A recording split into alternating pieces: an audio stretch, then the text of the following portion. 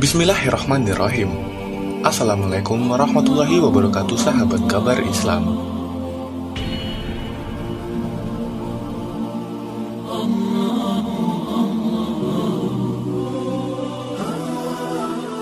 Terkadang kita sulit menerima takdir yang menimpa diri kita, apalagi jika takdir itu berupa kesulitan atau kegagalan, sesuatu yang tidak kita harapkan terjadi pada diri kita, sesuatu yang menurut pemahaman kita tidak baik buat kita. Pada saat itu, seringnya kita lupa Allah sang pencipta takdir, sang pencipta kita pasti lebih tahu apa yang terbaik buat ciptaannya. Kita lupa Allah SWT telah berjanji tidak akan membebankan kepada seseorang kecuali sesuai dengan kemampuannya.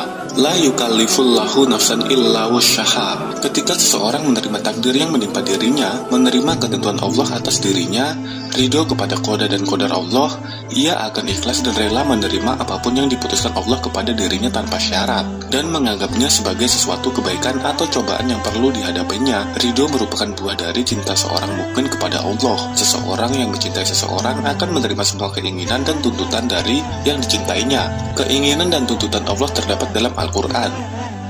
Seperti biasa, sebelum kita lanjut ke videonya, mari bersama-sama kita berbagi kebaikan dengan cara klik tombol subscribe dan notifikasinya ya, agar kami terus bersemangat lagi dalam membagikan syiar Islam ke lebih banyak orang. Kehendak Allah kepada kita merupakan kejadian yang telah berlangsung, tidak dapat dihindarkan, dan tidak diketahui sebelumnya. Semua kebaikan dan keburukan dari apa yang menimpa kita, semua dari sisi Allah. Tak ada seorang pun yang dapat menghindari dari rahmatnya, dan kecelakaan yang ditimpakannya kepada seseorang. Setelah penciptaan fisik seorang manusia dalam rahim ibunya selama 120 hari, Allah mengutus malaikat untuk meniupkan ruh kepadanya, dan menyampaikan 4 perkara: rezekinya, ajalnya, amal perbuatannya, dan akan menjadi sengsara atau bahagia. Rasulullah Shallallahu Alaihi Wasallam mengingatkan bahwa amal perbuatan seseorang selama hidupnya tidak menjamin keadaannya di akhir hidupnya. Semua tergantung pada kehendak Allah, hingga jaraknya tinggal sehasta. Namun takdir Allah mendahuluinya, lalu ia melakukan amalan penghuni neraka, hingga masuklah ia ke dalam neraka. Sebaliknya ada seseorang yang selama hidupnya senantiasa beramal dengan amalan neraka, hingga jaraknya tinggal sehasta. Namun takdir Allah mendahuluinya, lalu ia melakukan amalan penghuni surga, hingga ia pun masuk ke dalamnya. Hadis Arba'in keempat, hadis riwayat Bukhari Muslim. Takdir merupakan pertemuan antara ikhtiar atau usaha manusia dengan kehendak Allah. Hidup merupakan rangkaian usaha demi usaha, sambungan ikhtiar demi ikhtiar. Namun, ujung dari usaha dan puncak ikhtiar tidak selalu berhubungan langsung dengan kesuksesan dan keberhasilan. Ada simpul lain yang menghubungkan dengan keberhasilan, yaitu kehendak Allah. Simpul yang tidak diketahui oleh manusia, yang gelap bagi kita semua, dan tiada seorang pun yang dapat mengetahuinya dengan pasti apa yang akan diusahakannya besok. Quran Surat Luqman ayat 34.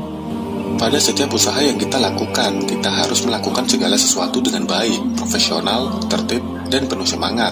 Pada wilayah yang gelap, usaha kita adalah berdoa, berharap, dan bertawakal kepada Allah. Dalam setiap ikhtiar yang kita usahakan, harus kita tutup kalkulasi optimisme dengan kata semoga atau mudah-mudahan. Bagi seorang mukmin, kata semoga atau mudah-mudahan bukan hanya masalah kebergantungan, tapi juga merupakan buah dari pemahamannya terhadap prinsip akidah Islam, tempat menyandarkan seluruh pengharapan kita. Dari sinilah tumbuh energi tawakal, kepasrahan yang tidak berakhir dengan putus asa, namun pengharapan atas kehendak Allah yang baik atas dirinya, dengan senantiasa memilih jalan yang layak, menata segala upayanya, lalu memohon kesuksesan kepada Allah. Kata semoga atau mudah-mudahan membuat kita menjadi lebih bijak menyikapi takdir yang menimpa diri kita. Kita akan lebih bisa memaknai setiap takdir yang menimpa kita. Dengan dibalik semua ini, pasti ada hikmahnya. Tidak larut dalam penyesalan yang mendalam, tidak larut dalam perasaan bersalah atas setiap keputusan yang diambilnya, tidak larut menyalahkan takdir. Di balik semua ini pasti ada hikmahnya. Yakinlah bahwa setiap takdir Allah untuk kita selalu baik.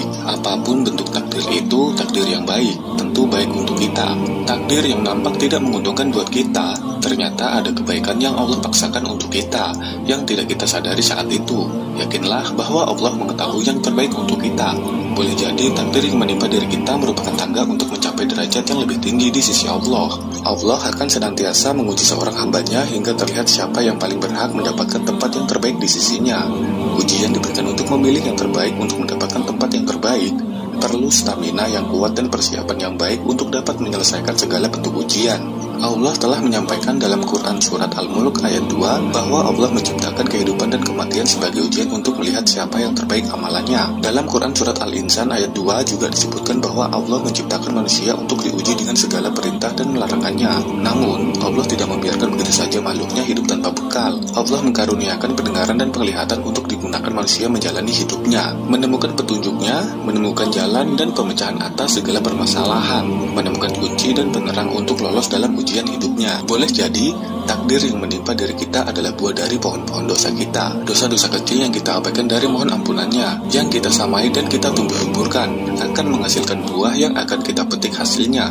Jika musibah datang beruntun, kegagalan terus menghantui kita, sudah saatnya kita berkaca dan mengoreksi diri. Kotoran atau corek-moreng apa yang telah menodai perjalanan hidup kita, dosa apa yang telah kita lakukan sehingga menghalangi kita mencapai kesuksesan. Setelah itu hapuslah kotoran dan corek-moreng itu dengan taubat dan istighfar.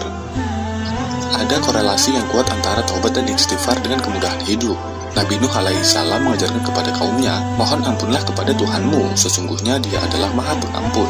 Niscaya Dia akan mengirimkan hujan kepadamu dengan lebat, dan membanyakkan harta dan anak-anakmu, dan mengadakan untukmu kebun-kebun, dan mengadakan pula di dalamnya sungai-sungai. Quran Surat Nuh ayat 10 hingga 12, Ibnu Qayyim menasihati, jika engkau dalam kenikmatan, peliharalah kenikmatan itu. Sesungguhnya kemaksiatan bisa menghilangkan kenikmatan, dan ikatlah kenikmatan dengan taat kepada Tuhanmu, karena Tuhanmu Maha cepat pembalasannya. Kenikmatan yang hilang dan berubah menjadi kegagalan merupakan buah karya kita sendiri. Dan apa saja musibah yang menimpa kamu adalah disebabkan oleh perbuatan tanganmu sendiri. Quran Surat Asy-Syura ayat 30. Itulah penjelasan mengenai belajar menerima takdir yang menimpa diri kita yang dapat Kabar Islam sajikan. Semoga dapat memberikan informasi dan juga bermanfaat bagi kita semua. Untuk itu, kami mengajak teman-teman semua, mari bersama-sama kita berbagi kebaikan dengan cara tinggalkan jejak kalian di kolom komentar dan tidak lupa klik tombol subscribe dan loncengnya ya, agar kalian tidak ketinggalan update terbaru video dari kami. Terima kasih. Wassalamualaikum warahmatullahi wabarakatuh.